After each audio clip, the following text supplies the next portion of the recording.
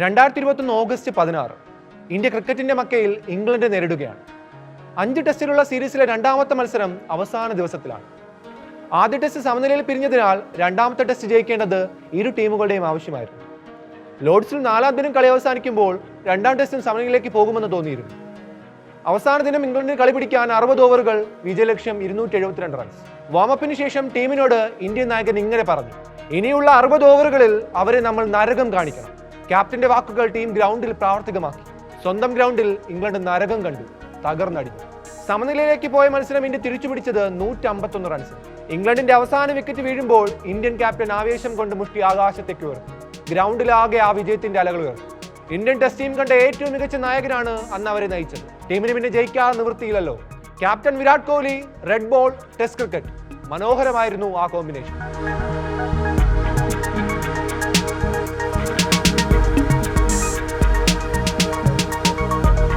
Ganguly Indian cricket ടീമിന് നട്ടെല്ല് നൽകി. ധോണി യഥാർത്ഥ നേതാവിന്റെ ഉദാഹരണമായി. എന്നാൽ കോഹ്ലിയാണ് ആ ടീമിനെ ആളിക്കത്തിച്ചത്. അന്നേ വരെയുള്ള എല്ലാ ചരിത്ര കഥകളെയും കീറിയെറിഞ്ഞ് അയാൾ പുതിയൊരു ചരിത്രം എഴുതി. അയാൾക്കുള്ളിൽ എപ്പോഴും ഒരു ഓസീസുകാരൻ ഉണ്ടായിരുന്നു.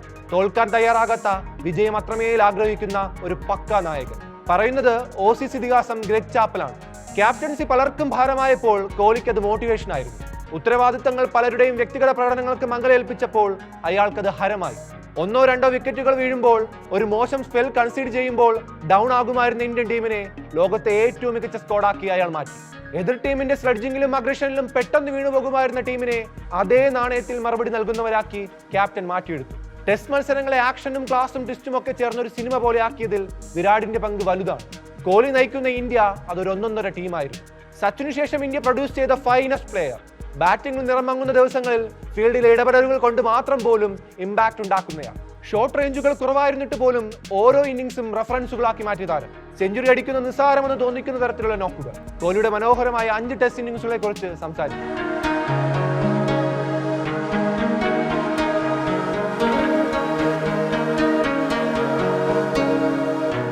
Johannesburg test 2013. സ്റ്റെയിനും മോർക്കലും ഫിലാൻഡറും ഒക്കെ ഉൾപ്പെട്ട സൗത്ത് ആഫ്രിക്കൻ ബോളിംഗ് ലൈനപ്പിനെ കണക്കിന് ശിക്ഷിച്ച് നേടിയ 119 റൺസ്.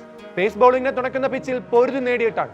ജയിക്കാവുന്ന മത്സരത്തിൽ ഇന്ത്യ സമനില വഴങ്ങിയെങ്കിലും കോഹ്ലിയുടെ ആദ്യ ഇന്നിംഗ്സ് സെഞ്ചുറിയും രണ്ടാം ഇന്നിംഗ്സിലെ 96 റൺസും വേറിട്ട് നിന്നു. വിരമിച്ച സച്ചിനെ ഞാൻ വീണ്ടും ഗ്രൗണ്ടിൽ കണ്ടു എന്നാണ് ആ ഇന്നിംഗ്സിനെ കുറിച്ച് South African coach Allan Donald പിന്നീട് പറഞ്ഞത്. കൈവിട്ടു പോകുമായിരുന്ന മത്സരം തിരിച്ചുപിടിച്ച വെല്ലിംഗ്ടണിലെ 105 നോട്ടൌട്ട് മറക്കാൻ പറ്റുമോ? ഇന്ത്യൻ ക്യാപ്റ്റനായി കളിച്ച അഡ്ലൈഡിലെ ആദ്യ ടെസ്റ്റിൽ 2 ഇന്നിംഗ്സുകളിലും കോഹ്ലിയുടെ ക്ലാസ് കണ്ടു. പൊരുതു മുന്നേ തോൽക്കാൻ തയ്യാറായിരുന്ന ഇന്ത്യൻ ടീമിന് അവസാന ദിനം വരെ പ്രതീക്ഷ നൽകിയ ഇന്നിംഗ്സുകളായിരുന്നു അന്ന് കോഹ്ലി കളിച്ചത്. ആദ്യ ഇന്നിംഗ്സിൽ 115, രണ്ടാം ഇന്നിംഗ്സിൽ 141. തോൽക്കാൻ തയ്യാറല്ലാത്ത ഒരു ടീമിനെ നയിക്കാനാണ് താൻ പോകുന്നതെന്ന ക്ലിയർ സ്റ്റേറ്റ്മെന്റ് ആയിരുന്നു രണ്ടാം ഇന്നിംഗ്സിലെ ആ നോക്ക്. ഇംഗ്ലണ്ടിനെ വിറപ്പിച്ചു വന്ന മിച്ചൽ ജോൺസനെ തല്ലി വശം കെടുത്തിയ കോഹ്ലിയാണ് 2014 മെൽബണിൽ കണ്ടത്. 169 റൺസിന്റെ ക്ലാസിക് കോഹ്ലി ഷോ. കോഹ്ലിയുടെ ടെസ്റ്റ് കരിയറിലെ ഉയർന്ന സ്കോറായ 254 റൺസ് വന്നത് 2019 സൗത്ത് ആഫ്രിക്കയ്ക്കെതിരായ രണ്ടാം ടെസ്റ്റിലാണ്. പുനെയിൽ അഗ്രസീവ് കോഹ്ലിയെ കണ്ടപ്പോൾ ഇന്ത്യക്ക് ഇന്നിംഗ്സ് ജയം സ്വന്തമായി. 14 വർഷം നീണ്ട ടെസ്റ്റ് കരിയർ അപ്രതീക്ഷിതമായി അവസാനിപ്പിച്ച് കോഹ്ലി ഗാലറിയിലേക്ക് നടക്കുകയാണ്. ഏകദിനത്തിൽ തുടരുമെന്ന് സൂചിപ്പിക്കുന്നുണ്ടെങ്കിലും അവിടെയും ഒരു ഇടപെടൽ ഉടനുണ്ടാകുമെന്ന് വ്യക്തം. ഒരു ഇടവാങ്ങൽ ടെസ്റ്റ് പോലും വേണ്ടെന്ന് വെച്ചുള്ള വിരാടിന്റെ മടക്കം BCCIയോടുള്ള ക്ലിയർ സ്റ്റേറ്റ്മെന്റ് ആണെന്ന് റൂമറുകൾ ശക്തമാണ്. 2021 മുതൽ പല ഘട്ടങ്ങളിലും ബോർഡുമായുണ്ടായ കലഹങ്ങൾ പരസ്യമായിരുന്നു. രഞ്ജി കളിച്ച് ഫോം വീണ്ടെടുക്കാൻ തയ്യാറായ, ടെസ്റ്റിൽ ഇനിയും തനിക്ക് ബാല്യമുണ്ടെന്ന് പ്രഖ്യാപിച്ച മനുഷ്യനാണ് പടിയിറങ്ങുന്നതെന്ന് ഓർക്കണം. കോഹ്ലി ഇല്ലാത്ത ടെസ്റ്റ് ക്രിക്കറ്റ് പഴയതുപോലെ ആകില്ലെന്നുറപ്പ്. തന്റെ കിരീടം സ്വയം നേടിയെടുത്ത അയാളുടെ കഥ ഇനി ഒരുപാട് തലമുറകൾക്ക് ഈ ഗെയിമിനെ സ്നേഹിക്കാനുള്ള ഊർജ്ജമാകും. ദൈവം നേരിട്ട് തൊടാതെ ക്രിക്കറ്റിന് ദൈവത്തിന് തൊട്ടടുത്തെത്തിയ രാജാവിന്റെ കഥയായി അത് പറഞ്ഞു പതിയും. നന്ദി വിരാട്. സച്ചിനു ശേഷം കൂട്ടം തെറ്റി പോകുമായിരുന്ന ഒരു തലമുറയെ ചേർത്ത് നിർത്തിയത്.